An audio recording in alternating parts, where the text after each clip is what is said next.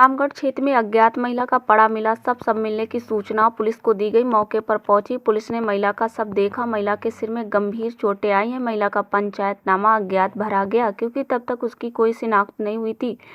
लेकिन इसी बीच पता चला कि यह बरगढ़ की रहने वाली, जिनकी शादी मध्य प्रदेश में हुई थी और 10 वर्षों से अपने पति से अलग अपने मायके में रह रही थी। यह थोड़ा आज़ाद ख्यालों की रहने वाली थी। पिता के साथ भी न रह करके इस गांव में थोड़ी दूरी पर दूसरे मकान में रह रही थी। पुलिस ने छानबीन की तो पता चला कि महिला का जो पुत्र था वह मौसी के यहाँ गया था।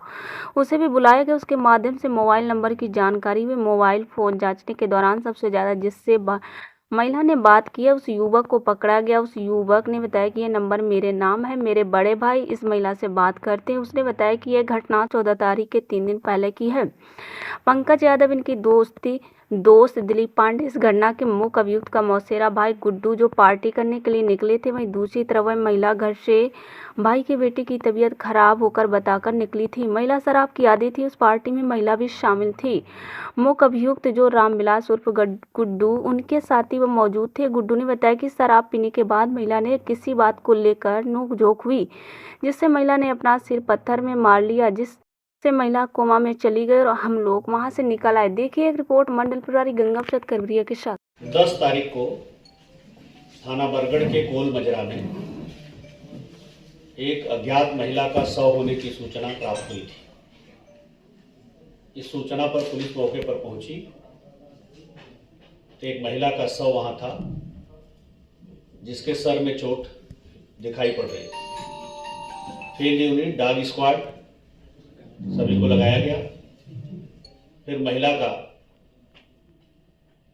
पंचायतनामा अज्ञात में भरा गया क्योंकि तब तक उसकी कोई शिनाख्त नहीं हुई थी।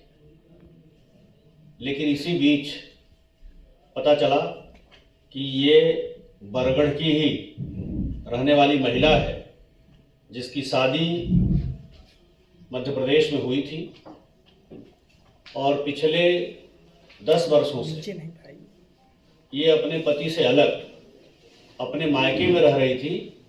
लेकिन थोड़ा आज़ाद ख्यालों की होने के कारण अपने पिता के साथ भी न रह करके वहीं उसी गांव में थोड़ी दूरी पर दूसरे एक मकान में रह रही थी।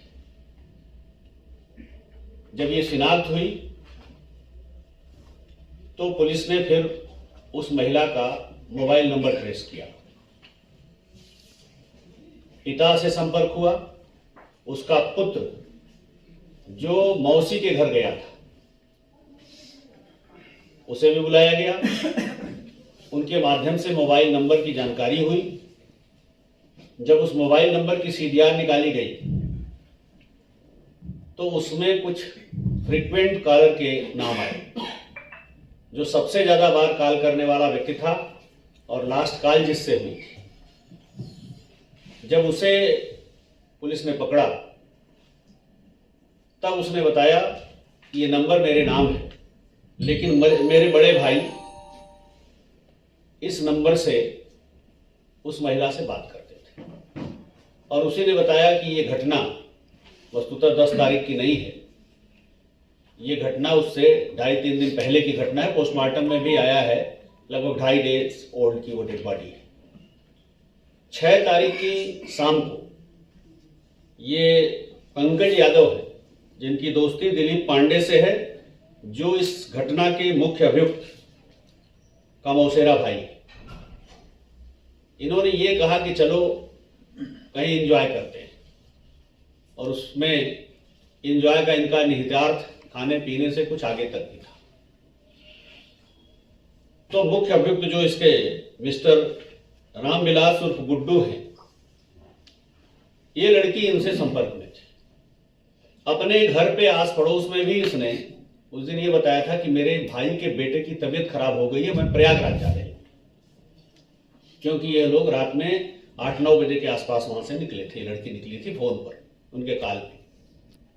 और दूसरी तरफ इनके मौसेरे भाई, इनका एक सगा छोटा भाई और वहां पहुंच गया। मौसेरे भाई के साथ 3 लोग और एक गाड़ी हायर करके आए।